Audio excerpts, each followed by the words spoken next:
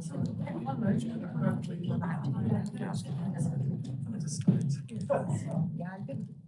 afternoon, everyone. Welcome to our visitors as well. A couple items before we get started. First, we are deeply saddened to hear of the tragic Yeti Airlines crash over the weekend, which killed 72 people, including 2 U.S. citizens and 2 lawful permanent residents. Our thoughts are with the families of those on board. The United States stands ready to support Nepal in any way we can at this difficult hour. Similarly, I believe many of you will have heard the Secretary offer his own condolences in response to the tragic helicopter crash that took place earlier today in Ukraine, as did President Biden. We were saddened, deeply saddened, to learn of the passing this morning of so many of those aboard, including some of our key partners, Minister of Internal Affairs, Denis Manustirsky, First Deputy Minister of Interior, Yevhen Yenin, Minister of Interior State Secretary, Yuri Lubkovich, and the parents and children who were also killed in that devastating crash. We have offered our full support, full assistance to Ukraine, and of course our thoughts are with them as well in this difficult hour. With that, happy to start where you would like. Yeah, sure. Said. Start with the Palestinian issue. Sure. Can you comment on the embassy issue in Jerusalem? You know, it is alleged that it is being done on land that was confiscated from the Palestinians. There was a big outbreak yesterday. I did see it, and I appreciate the opportunity to comment on it, primarily because there has been some misinformation or some misimpressions about our plans. To be very clear, we have not decided on which site to pursue. A number of factors, including the history of the various sites that are in contention, will be part of that very site selection process. We are committed, as you know, Saeed, to keeping the U.S. Embassy in Jerusalem. The United States recognizes Jerusalem as Israel's capital. Jerusalem itself, of course, is a final status issue to be resolved through direct negotiations between Israelis and Palestinians. And we're currently considering 2 options for our future embassy facility in Jerusalem. One is the Allenby site, and the second is the Arnona site. But again, no decision has been made on site selection. In accordance with Israeli law, we started the process to amend the town plan for both potential locations. The public comment period for the Allenby site remains open. We also expect to advance the plan for the Arnona site shortly, with a separate comments period to open soon. The reason there is a comments period is so that we can garner a fuller sense of public reaction, public response to sites that may be in contention. The public comment periods will allow the public to voice any objections to the proposed zoning changes before the district committee asks for any adjustments to those proposed zoning changes, construction, location, and a range of other factors, including, as I said before, the history of these very sites will be part of that ultimate site selection. So let me ask you, in retrospect, I mean, it's been since 2017 when the former administration recognized Jerusalem as capital. No one really has followed suit. None of your allies, the British, the German, nobody did. Was it a mistake, perhaps? Maybe you can nullify this and go back to Tel Aviv until the Jerusalem issue is resolved. I mean, there is an international status for Jerusalem that you have followed for a very long time, for decades, that you could redo the same thing. Saeed, Jerusalem is Israel's capital. The last administration recognized that. This administration recognizes that. But what has not changed is the fact of the status of Jerusalem as a final status issue. This issue, the final status of the Holy City, is to be determined between and by the parties themselves, Israelis and Palestinians. One more question on this issue. This year has been very bloody for the Palestinians, as has the last year. More than 14 or 15 Palestinians, and many of them teenagers and so on, have been killed. Are you concerned that maybe the Israeli occupation army is being too trigger happy, they shoot and then, find out what's going on. And would you call on them perhaps to pull back from this shoot first policy? Saeed, you made reference to the tragic loss of life that we've seen on the part of Palestinians and Israelis over the course of the latter part of last year and then this year. Today, of course, is the 18th of January. We're only 18 days into this month. And already, since the beginning of this year alone, 15 Palestinians have been killed. Several Israelis have been injured in the West Bank. We are deeply concerned by the situation in the West Bank. The preceding period has seen a sharp and alarming increase in Palestinian and Israeli deaths and injuries, including many children among them. We continue to emphasize to both parties, Israelis and Palestinians, that we want to see a de-escalation of tensions.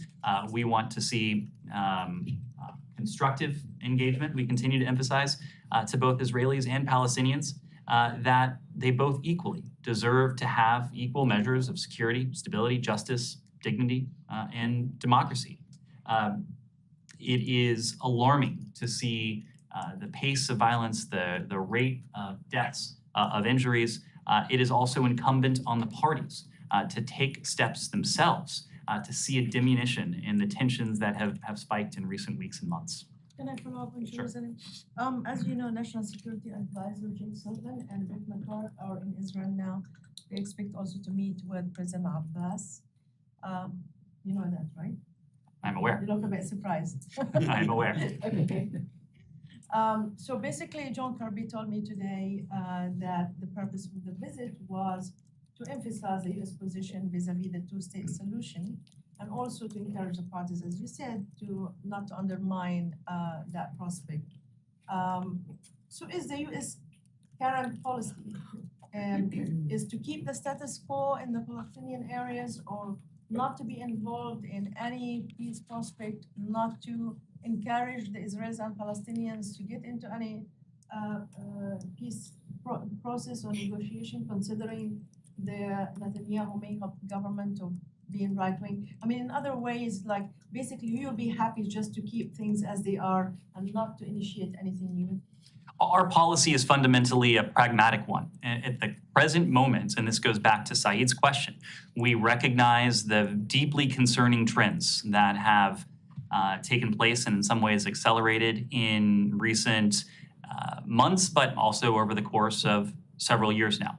Those are the very trends that over the course of last year and then earlier this year have led to extraordinarily high, far too high numbers of deaths and injuries, both on the part of Palestinians and Israelis. So task number one, as we see it, is to do what we can to help de-escalate tensions, to see to it that this alarming rate of violence is diminished, that tensions are eased, and to encourage both sides to refrain from steps that only further exacerbate tensions.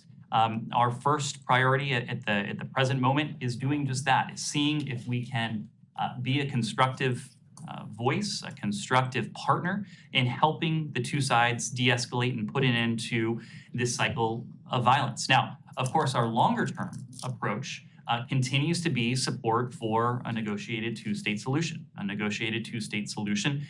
that will bring into existence what we ultimately hope to see: Israelis and Palestinians living side by side equally, enjoying equal measures of stability, of security, of democracy, of dignity, of prosperity as well. Now, of course, this is a moment in some ways of triage. Our end goal is one that is quite far off. We recognize that at the moment. No one at the moment is speaking to the possibility of near-term constructive dialogue culminating anytime soon in a two-state solution between Israelis and Palestinians. We acknowledge that. We appreciate that. That's why our approach is practical. It's pragmatic. It is focused on what Palestinians need at the moment and what Israelis need at the moment. In delivering that, what we are trying to do is to set the stage so that the parties can, over the longer term, make progress towards what remains our goal, what has remained the goal of Israelis and Palestinians over successive decades, and that is a two-state solution to this longstanding conflict. I want to ask you about Yemen, but unless somebody wants to ask about Israel. Anything else on Israel? Just one more on this Israel-related trip. Are you in a position to confirm the media reports that the U.S. has moved munitions stored in Israel to Ukraine or using in Ukraine? If so, can you speak to the significance of that, and also what other steps do you expect from Israel, given the fact that there's a negotiation going on? I'm not in a position to speak to that report. I would refer you to DoD if they're in a position to speak to those types of tactical movements. That's not something we would speak to from here. I suspect it's also not something that our partners throughout the government would speak to in any detail as well. May I switch to a different topic, if possible? Sure. Housekeeping first. You started the briefing by welcoming our guests. When it comes to foreign leaders' trips to this building, the recent practice has been, I'm talking about the trips from not the countries, like several countries, but allies and partners. The practice has been the secretary would put together a press conference along with the guest leader. The fact that there is no press conference, featuring today's dialogue, how do you also read that? Is it a reflection of the nature of the trip, or the nature of the relationship between Turkey and the U.S., or the nature of the state of principle between Turkey? I certainly wouldn't read much into it. This is a discussion we have with our guests. It is also a factor of the secretary's schedule, of the schedule of the visiting dignitary. Of course, you're asking this one day after Secretary Blinken spent 45 minutes to an hour in front of all of you with Foreign Secretary Cleverly, and we were in a position. Hold on, let's say he started 45 minutes to an hour late. Thank you. I'm not sure. I wasn't. 45 minutes to an hour. I wasn't counting the time, but it was about 45 minutes if I recall. Rough estimate at least. So as you know, with some visiting dignitaries, we are in a position to have a joint press avail with some scheduling constraints, preferences on the part of our guests or other considerations preclude that. I mean, there's no other reason why Turkish foreign minister would be deprived of the State Department podium. You all heard from Foreign Minister Çavuşoğlu today. You all heard from Secretary Blinken today as well. These are questions that we coordinate with our visiting guests. May I move to South Caucasus, if possible? Let me. Yeah, sure. So specifically on Turkey, the Turkish foreign minister said he expected the United States to approve the sale of F-16. He said that to the secretary, obviously.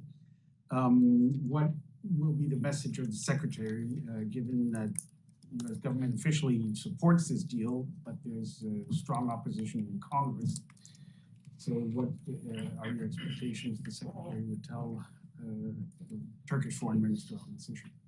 Well, I expect our Turkish allies will be hearing, because the meeting is ongoing now, a similar message to what they have heard, President Erdogan has heard directly from President Biden, and what all of you have heard, because President Biden said this publicly in June in Madrid. When it comes to the F-16s, President Biden said that as a general matter, he believes that we should sell Turkey the F-16 jets and modernize their existing fleet as well. As you know, there is a process for these types of sales, these types of transfers. This is a process that involves Congress, of course, and we would decline to comment on the particulars of that process until and unless there is any formal notification to Congress. We are not in a position to do that yet. Our position has not changed. It is also fair to say, and I don't think I'm betraying any secrets because our partners on the Hill have been quite vocal about this as well, is that there are strong opinions on the Hill. So we will continue to engage with our Turkish partners. We will, as appropriate, engage with our partners on the Hill. We want to see to it that Turkey, as a NATO ally, has what it needs to continue to be a valued member of that alliance and to address the very real security concerns that Turkey itself faces. Yes? Senator Menendez said that he's going to block the transfer of F-16 to Turkey. And he said, till Ankara, as he said, improves its human rights record and ceases threatening US regional allies like Greece and Cyprus. He said that Erdogan is undermining international law and Turkey is not a good ally. I don't know if you agree with the senator, but I wanted to hear your comment, please.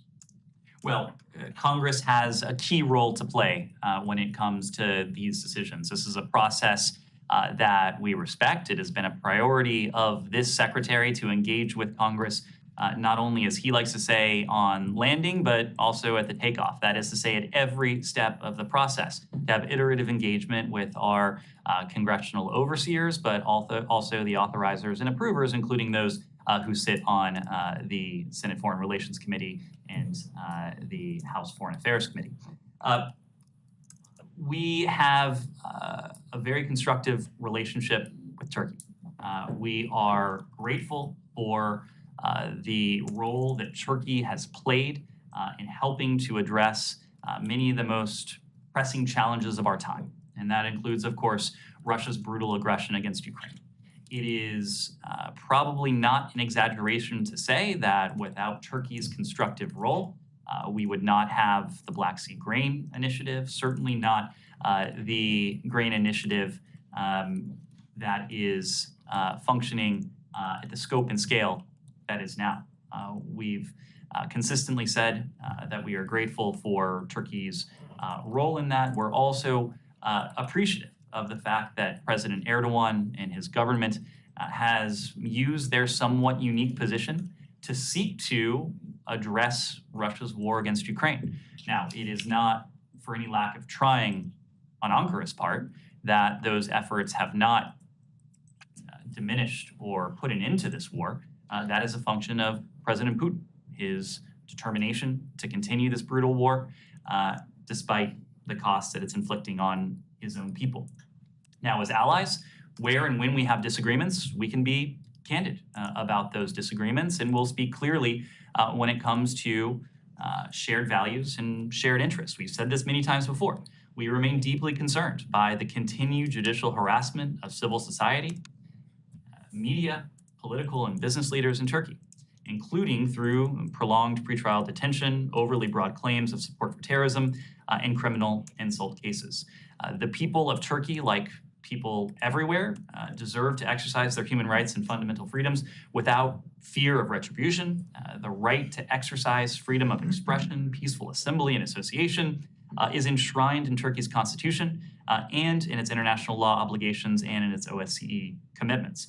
We urge Turkey to respect and ensure freedom of expression, these very fair free trial guarantees, fair trial guarantees, judicial independence, and other human rights and fundamental freedoms. And we urge the government to cease prosecutions, these prosecutions, and to respect the rights and freedoms of all Turkish citizens. Our Turkish allies know where we stand on this. The message we convey in private is precisely the message we've consistently conveyed in public.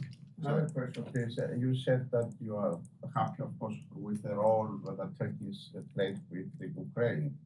But how, are you happy with the role that Turkey is playing in northern Syria? I mean, Mr. Kalin said 2 days ago that they are going to invade. And this is an area where we've also been in a position to have candid conversations with our ally, precisely because we are allies. And when you're friends, let alone when you're allies, you have the ability to sit down together and to be frank with one another. And we've done that. But we've also recognized that Turkey faces legitimate threats to its own security. Turkey has endured more terrorist attacks on its soil than any other NATO ally. This goes back to the point I was making before about our desire to see Turkey continue to be an important, constructive NATO ally with the means by which to participate meaningfully in that alliance, as Turkey has. When it comes to Syria, we've been clear publicly, also privately, that we don't want to see any unilateral actions that have the potential to set back the tremendous progress that the international community has achieved in the effort to counter ISIS, counter Daesh, over the past several years. The so-called territorial caliphate of ISIS has been virtually destroyed. It has been virtually destroyed because of the stalwart coordination and cooperation on the part of dozens of countries who are part of the global coalition to counter ISIS or Daesh. We're concerned that any unilateral moves have the potential to set that back and have the potential to set back the prospects for a political resolution to the long-standing 12 years now conflict in Syria in line with UN Security Council Resolution 2254. Ned, sorry, when you, the very beginning of your, you said you are grateful for the, I think this is a quote, grateful for the role Turkey has played in helping to address many. So embedded in what I said were two high-profile priorities of ours. Number one is Russia's aggression against Ukraine. And I believe I mentioned this, but Turkey has played a very helpful, meaningfully helpful role in seeking to put an end to this conflict, or at the very least, diminish the violence. They have. Okay, but whatever they've done, as laudable as it might be, and again, doesn't seem to have worked. That is not for lack of trying on the part of Ankara. Okay, so you're giving them credit for trying to push the Russians to stop, of course, their aggression against Ukraine, and you've got, okay, so that's two. And dealing with the implications of Russia's aggression against Ukraine, food insecurity being one of them. That's embedded in the Black Sea Grain Initiative. So there's two, and you said many of the most pressing challenges of our time. So give me another example. Another example, Matt, is terrorism. And the joint efforts that Turkey has taken, including the steps that we announced together just a couple weeks ago now to go after a network of ISIS facilitators. Like 4 people. Yes, Matt, but Turkey has been a valued member of this coalition. Its efforts have been. Okay, I'm not saying that they're not doing any of this. I'd just like to have another example. When you say many, does many mean 2? Many ways. Does it mean 3? Okay, so you got Black Sea, and then they attempt to get the Russians, not successfully, but they attempt to get the Russians to ease up in Ukraine. You don't like what they're doing or what they're threatening to do in Syria. On terrorism, yeah, okay, so you have one joint statement over the course of the last year about sanctions. I'm just wondering where the many of the most pressing challenges are, and I'm not saying the Turks aren't doing anything about this, but I'd like to give you the opportunity to explain that. And I think we've just gone through a number of them, not to mention Turkey's role in NATO over the course of several decades. Role in NATO. They're the main obstacle over the course NATO doing what it wants to do right now in expansion. Several decades. Can you explain Right. Let me move around to someone who hasn't had a question yet. Janie? Yeah, thank you. Let's do different issues, please. Thank you. Yeah, I have 2 questions for North Korea. North Korea refuted the message from the UN Security Council that it should return to denuclearization negotiations. At the same time, the North Korean Foreign Ministry announced that their status as a nuclear power was a stark reality. Do you think North Korea declared itself a nuclear state? How do you see this? Well, it doesn't change our overarching goal, and that remains the denuclearization of the Korean Peninsula. Of course, the DPRK has demonstrated its capabilities when it comes to its illegal nuclear weapons program, when it comes to its ballistic missile program. We continue to be concerned that the DPRK may make additional provocations, and provocations is probably too euphemistic of a term for it. Each and every one of the DPRK's ballistic missile launches, certainly each and every one of the DPRK's 6 tests of its nuclear weapons pose a profound, in some cases, grave threat to international peace and security, certainly to the security and to the peace of the Indo-Pacific region. So despite the comments that we've heard from the DPRK, despite the provocations that we've seen from the DPRK and that we may yet see, our approach will remain steadfast. It's an approach that we honed early on in this administration, but just as importantly, if not more importantly, it's an approach that we've adopted jointly with our treaty allies, in this case, Japan and the ROK. We are committed to the security of our treaty allies. We will take steps as appropriate in response to any additional provocations by the DPRK, and we'll continue to work with partners and allies around the world to see to it that the DPRK is held accountable for its unlawful programs, its ballistic missile program, its nuclear weapons program, and to do everything we can to see to it that especially members of the UN Security Council uphold the commitments that they've made, the binding commitments that they've made in successive UN Security Council resolutions to impose costs and consequences on the DPRK for these illegal acts. The next one, this is very serious issues. Maybe you can hear that. Recently, North Korean leader Kim Jong-un has purged many North Korean officers who led the dialogue between the United States and North Korea in the past, including the North Korean foreign minister and the highest ranking officers. How do you see the future prospect for dialogue between the United States and North Korea? I've seen those reports. I'm not in a position to confirm them.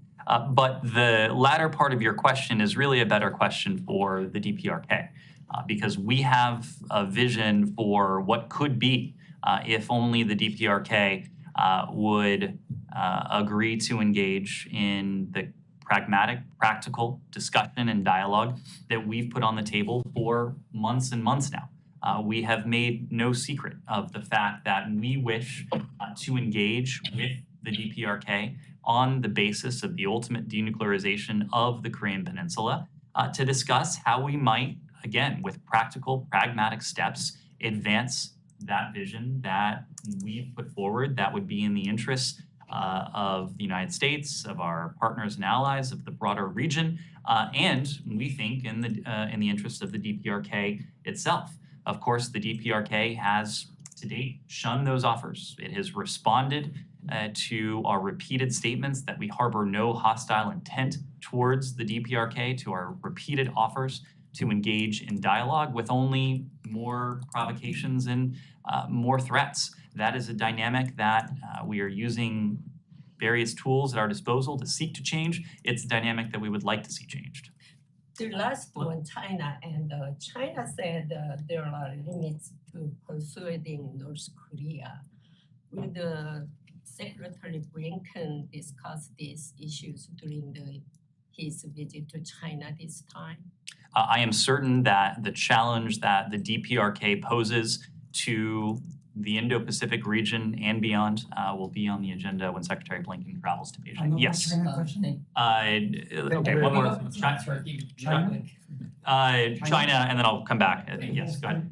Last week, we heard a lot about what the US and Mexico can do to stop fentanyl to arrive to the Western Hemisphere, but we didn't hear that much about what the US and Mexico are doing to press China on the illegal exportation of precursor chemicals to produce fentanyl. Can you describe what's the current status of any dialogue between the US and China on precisely this issue, the illegal exportation of fentanyl precursors? Sure. Let me start by saying that this is a priority of Secretary Blinken.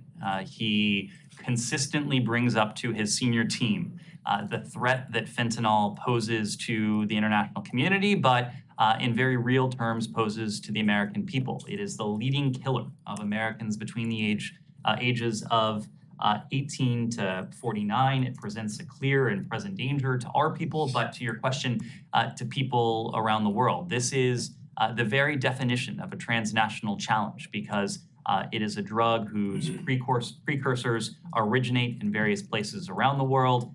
Its manufacturing takes place in various places around the world, and it kills far too many people around the world as well. That is why he has directed his team to do everything we can, often in concert with our partners in the U.S. government, whether that's the DEA, whether that's Customs, the Department of Homeland Security and Customs and Border Enforcement, whether that is other partners as well, to address the challenge that fentanyl poses. When it comes to the PRC, since the PRC scheduled fentanyl and related substances as A class in 2019, the PRC is no longer a major source of fentanyl flowing into the United States. We continue to see PRC origin precursor chemicals being used in illicit fentanyl production.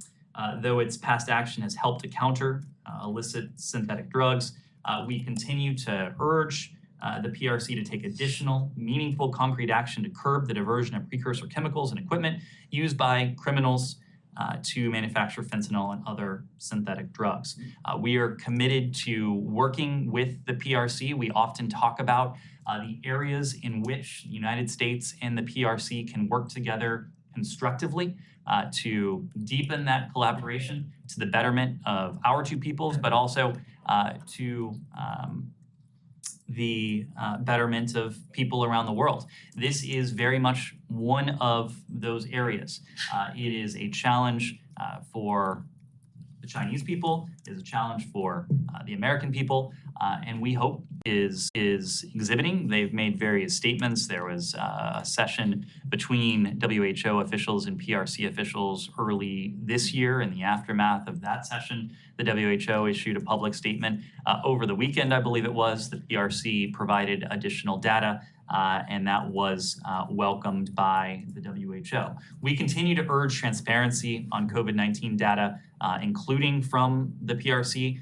Our position is the position of scientists, public health experts around the world, that without this data, it will be difficult for public health officials to ensure they will be prepared to reduce the spread and identify any new potential variants. So we continue to urge the PRC to be fully transparent.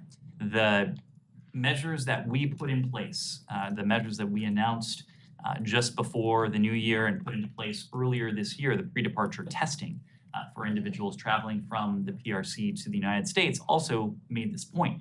Those measures are based on both the prevalence of COVID in the PRC, but also what we were seeing at the time, or namely what we were not seeing at the time.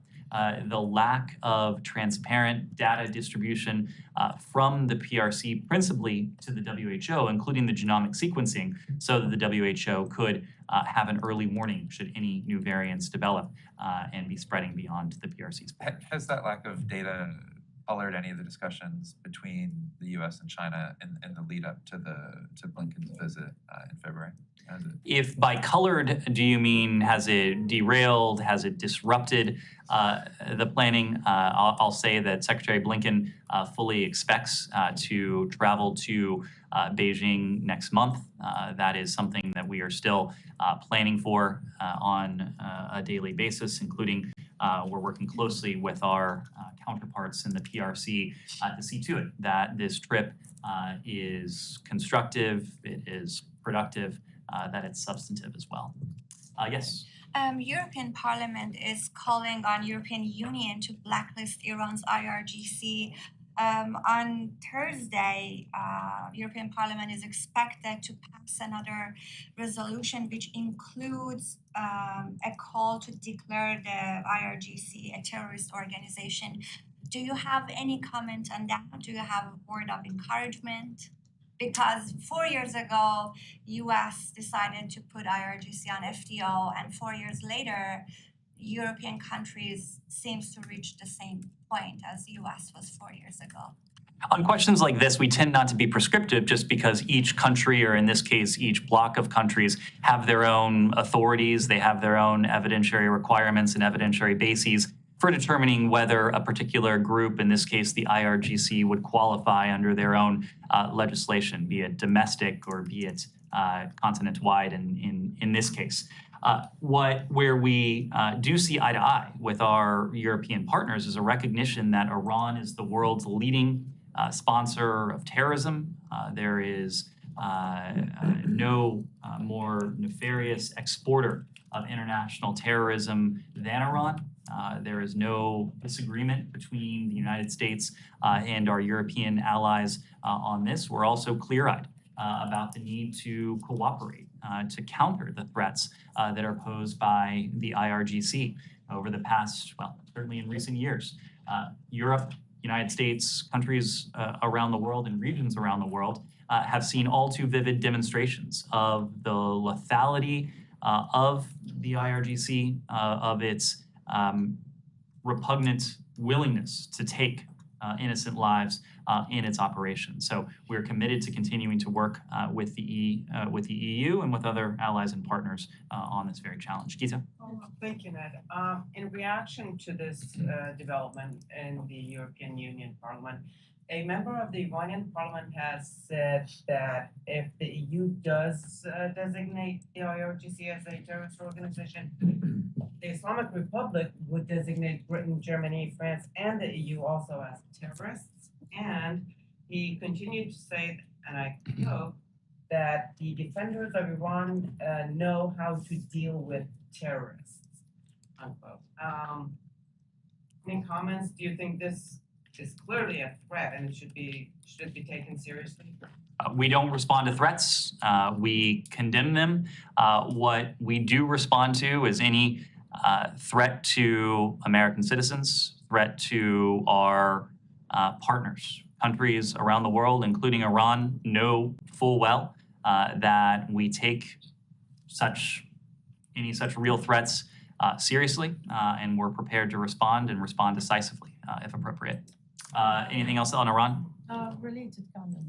Okay, we'll see how related or kind of that is. So yesterday, the White House issued a statement I think it's a year anniversary of the Houthis attack on UAE, and they said basically that this is a heinous terrorist attack.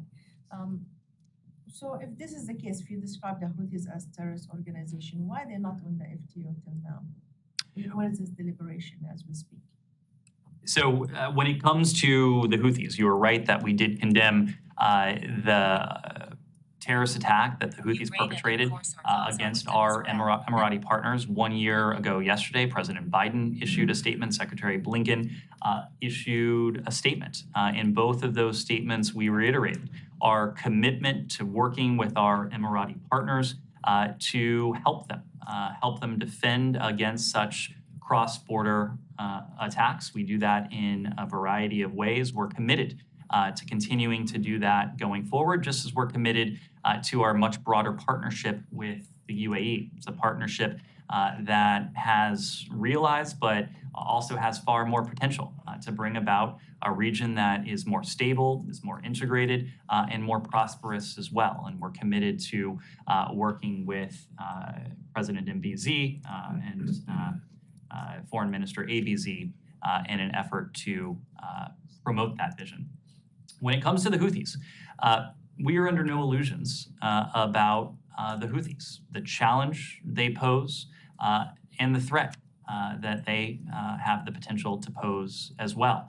What you've seen over the course of this administration is a focus on putting an end to the civil war in Yemen, a civil war that the Houthis have at key moments only sought to propagate and extend. Over the past year or so, we have achieved a great deal of success. Levels of violence are greatly diminished. There was a cessation of hostilities that was formally in place. Even as that cessation of hostilities has at least formally expired, the level of violence have remained quite low. That is good for the people of Yemen. It is also good for our partners in the region, as they have endured fewer of these repugnant cross-border attacks that have targeted the UAE, have targeted Saudi Arabia, and others as well. There are ways that we have to hold the Houthis to account. We have taken action against specific Houthi leaders. The group as a whole is designated under various authorities, but we made very clear that when the last administration in the final hour, almost literally, labeled the Houthis as a foreign terrorist organization, that came with a series of consequences, some perhaps intended, many perhaps unintended. Among those unintended consequences were profound costs on the people of Yemen. We heard loud and clear from humanitarian actors, NGOs, who were operating on the ground, that the FTOs, the fact that the Houthis had been labeled an FTO precluded them from providing, or at least limited, their ability to provide life-saving humanitarian assistance to the people of Yemen. So we made a determination early in this administration that we could do two things at once. We could hold the Houthis to account with various authorities, including authorities attached to individual Houthi leaders, while removing the roadblocks that had stymied the provision, or potentially in some cases, stymied the provision of humanitarian assistance to the people of Yemen. I think our approach to the Houthis, our approach to investing so much in diplomacy, with Special Envoy Tim Linderking leading the charge under the direction of Secretary Blinken, has proved its effectiveness.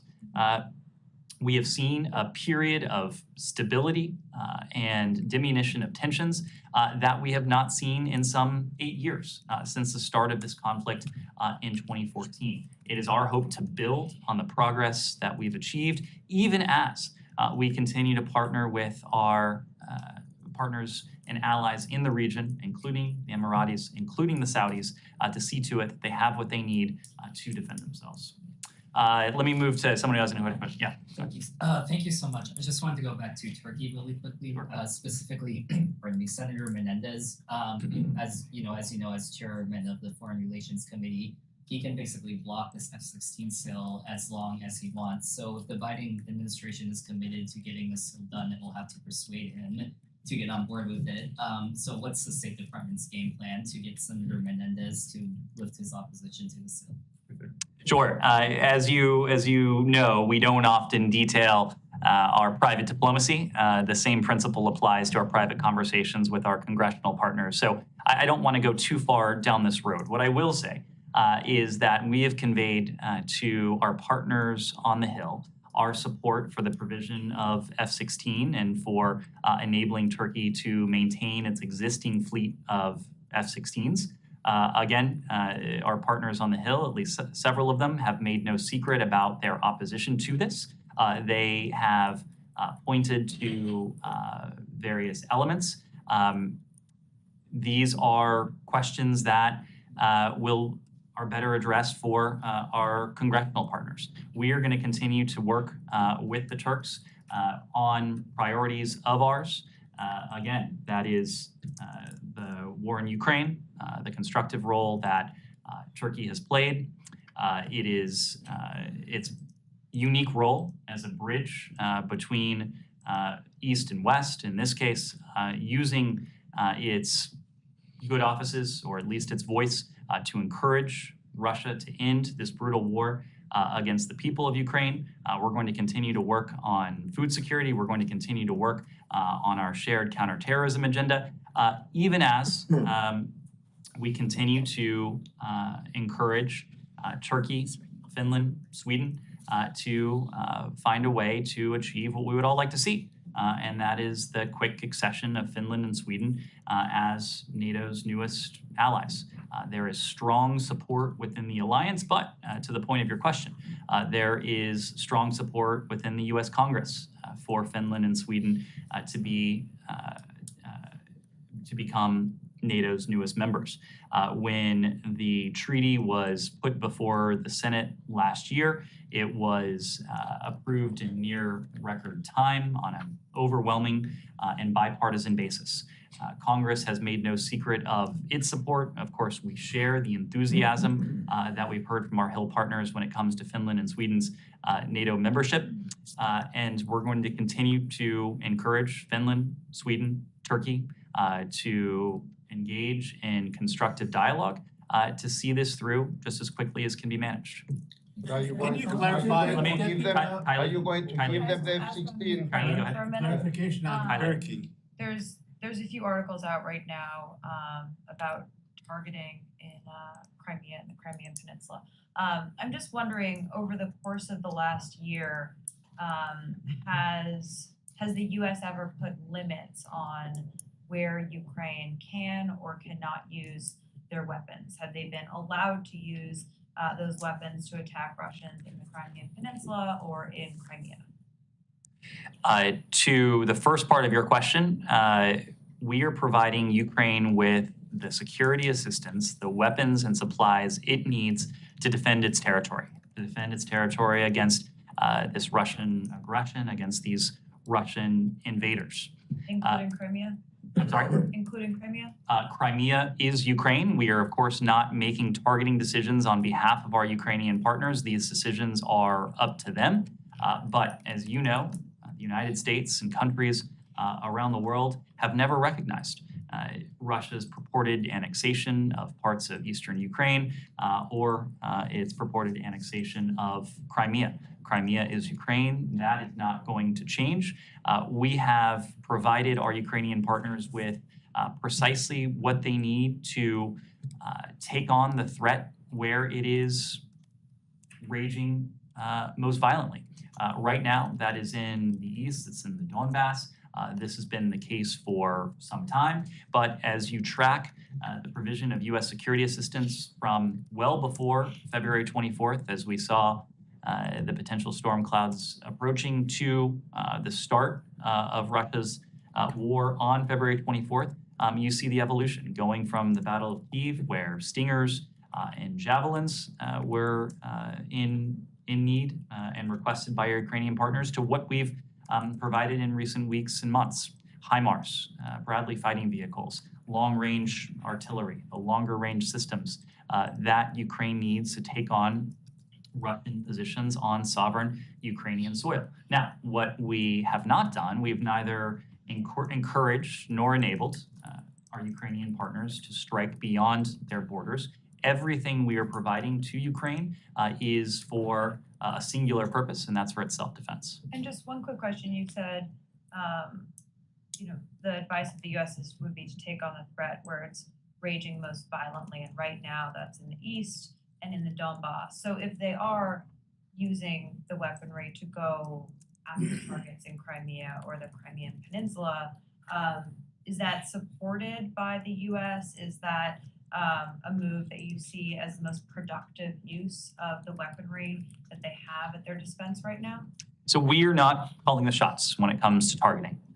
We are, and when I say we, in this case, it's our Department of Defense counterparts. They are in constant conversation with our Ukrainian partners about the dynamics, about the systems that would be appropriate for the threat that Ukraine is facing at each moment during the course of this invasion. But ultimately, it is up to our Ukrainian partners to determine how best, where to use these weapons and supplies to defend their sovereign territory. And if they believe they're best used targeting the Crimean Peninsula, then you support that. Again, we are not calling the shots. These are questions just as the ultimate question of negotiations, what that looks like, what the Ukrainians are vying for in the course of any future negotiations. These are questions for our Ukrainian partners. Can you clarify yes, something let me on Turkey? move to people who have not had a question. Thanks, Ned. Yesterday, 2 days ago, Peskov, Kremlin spokesperson, didn't rule out a meeting between CIA Director Burns and any of Russian officials. Do we expect something in the near future, such a meeting? Even if we had something to say there, that is not a question I would wade into. Now, of course, the Russians consistently like to allude to potential engagement with the United States, just as they do with other close allies of ours. Our longstanding position since the start of Russia's aggression is that it can't be business as usual.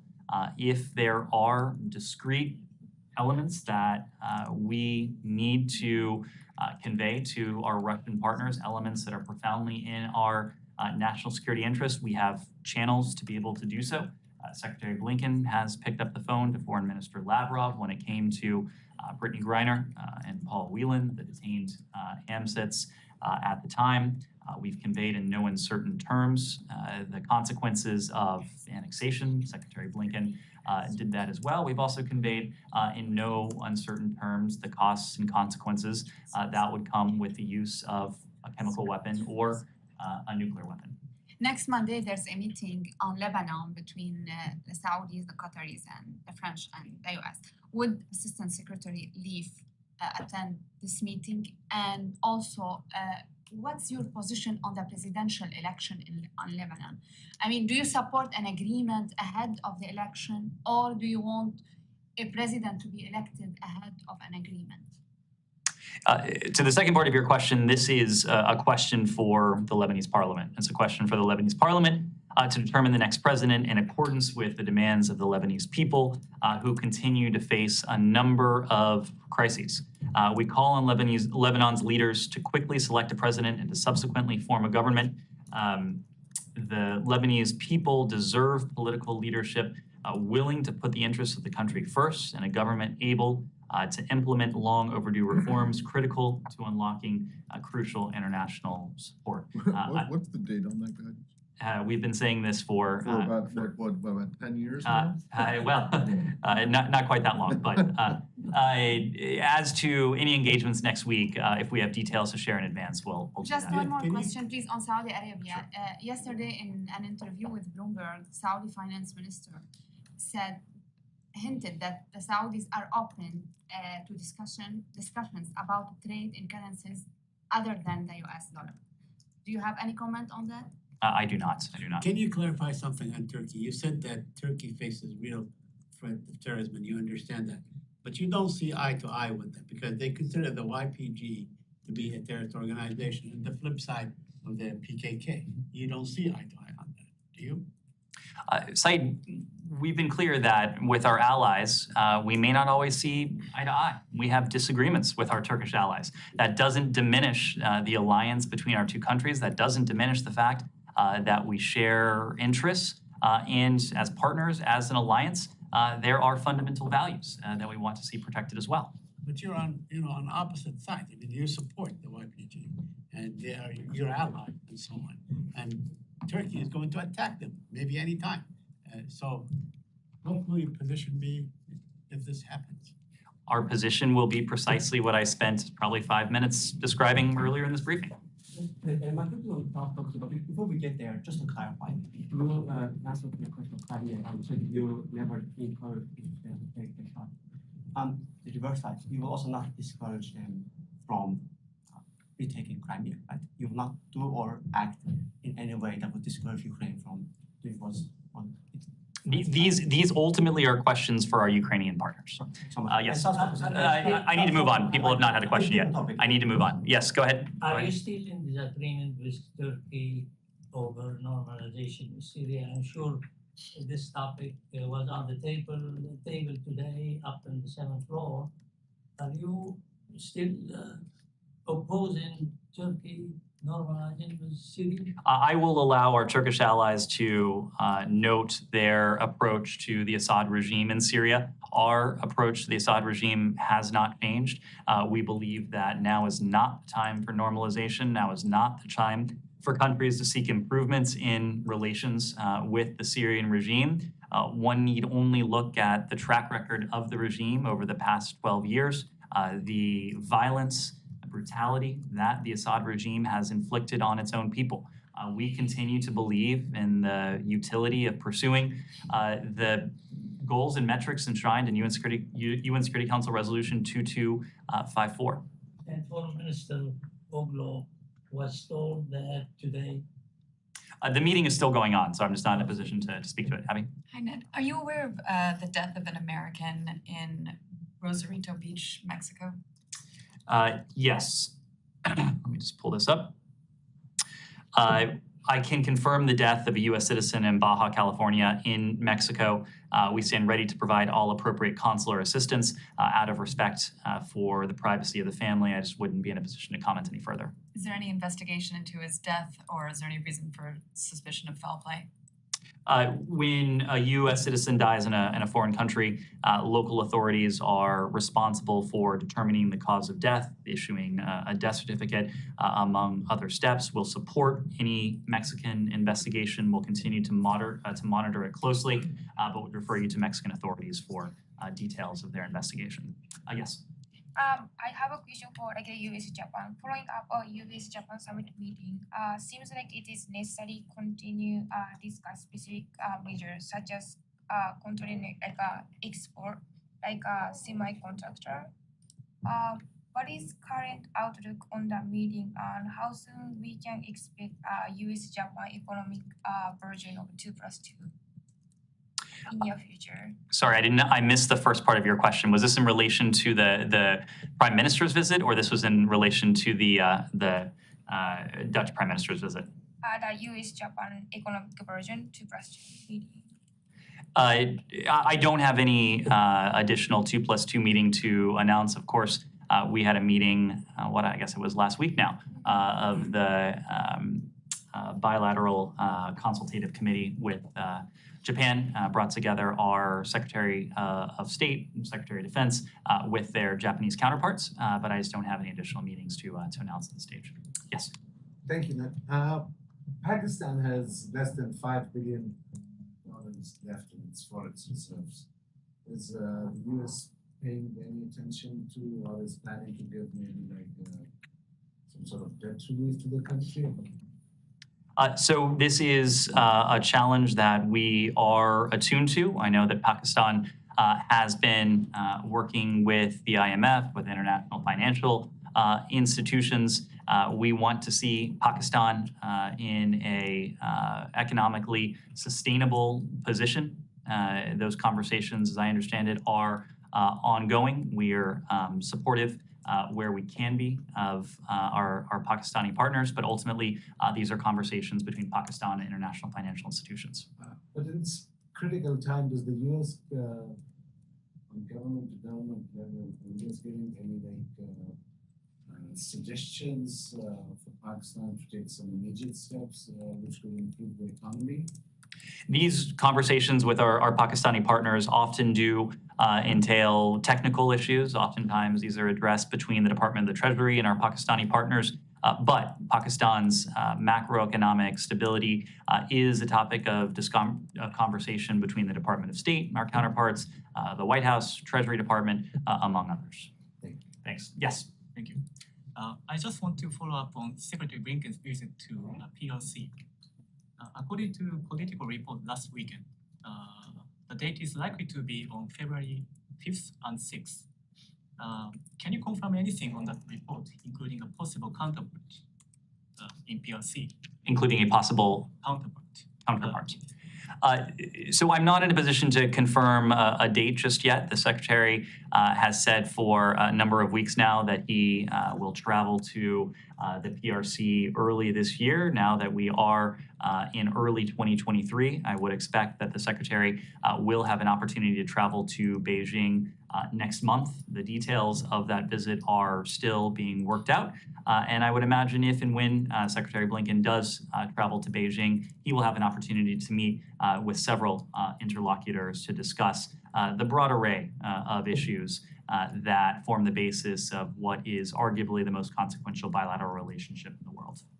Final question, Alex? Yes, thanks so much. Secretary today spoke with Armenian Prime Minister. Did you have a chance to dial Baku as Did we have a, I'm sorry? To call Azerbaijan officially. So the Secretary did have an opportunity today to speak to the leader of Armenia. I do expect that he will have an opportunity in the coming days to speak to President Aliyev. According to your readout, they discussed the steps to restart bilateral talks with Azerbaijan. I'm just wondering, are we in the process of putting together another round of meeting, or the Secretary is just trying to test the waters with the side to see if there's an appetite for next round of dialogue? We're going to do what is ultimately most helpful. And at the end of last year, there were a couple meetings that the Secretary chaired between his counterparts, a trilateral meeting between Armenia, Azerbaijan with Secretary Blinken.